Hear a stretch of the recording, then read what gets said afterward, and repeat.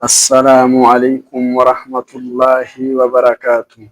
Alhamdulillahi rabbil alamin wa sallallahu wa sallam ala nabiyyil amin wa ala alihi wa ashabihi ajma'in, amma ba'd. Uwaramu wa Valentine, wewe ni Muislamu au kama wewe ni Muislamu, kaa mbali na jambo kama hilo, kwa kuwa ni haramu kwako na halikuhusu kamwe siku kama hilo la kufanya jambo kama hilo.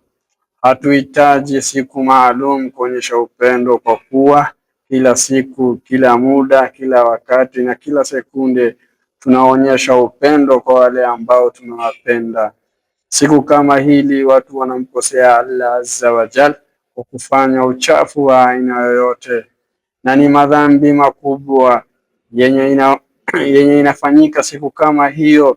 Bali wewe Muislamu, chukua fursa kama huo kwa kufanya ibada wa aina yoyote, kutoa sadaka, kufunga au kuwatembelea ambao ni wagonjwa, kwa kuwa wale ambao wanamkadhibisha Allah azza wa jal wanafanya uchafu wa aina yoyote, kwa kuwa wanamkasirisha Allah azza wa jal, na ni miongoni mwa watu ambao wataingia motoni.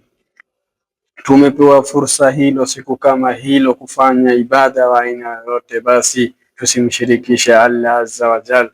Sisi Waislamu hatufai kununua maua ati kuwapelekea watu kwa kuwa ni siku ya wapendanao, au kutuma message kwa watu kuwaambia happy Valentine Day kwa kuwa unawapenda, au kuwapongeza wale ambao wanapendana siku kama hilo. Basi jua siku kama hiyo utakuwa ni unamkosea Allah azza wa jal. Basi wewe chukua fursa hiyo kwa kuwafundisha watu ambao ni Waislamu, uwaelezea kuwa siku kama hiyo ni siku haramu kwa kufanya jambo kama hilo, na wakumbusha kuwa tukae mbali na siku kama hiyo, bali tusipate ghadhabu yake Allah azza wa jalla. Tusije Allah akatukasirikia kwa kuwa tunafuata Wayahudi na Wanasara. Wabillahi tawfik.